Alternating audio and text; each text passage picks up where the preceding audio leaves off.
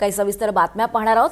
नाशिकच्या कळवण तालुक्यात पुन्हा एकदा भूकंपाचे सौम्य धक्के बसलेत।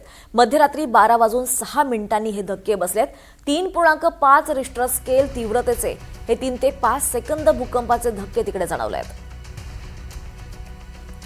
नाशिकमध्ये याआधी सुद्धा धक्के बसले होते भूकंपाचे आणि आता सुद्धा भूकंपाचे सौम्य धक्के जाणवलेत। नाशिकच्या कळवणमध्ये भूकंपाचे धक्के जाणवलेत।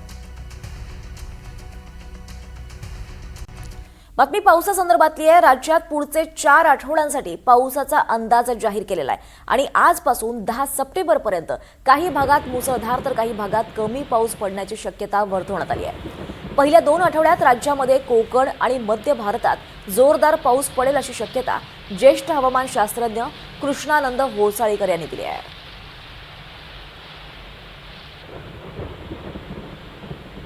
10 सप्टेंबरपर्यंत मुसळधार पावसाची शक्यता वर्तवण्यात आली आहे। काही भागात मुसळधार पाऊस होणार याची शक्यता हवामान खात्याने वर्तवली आहे।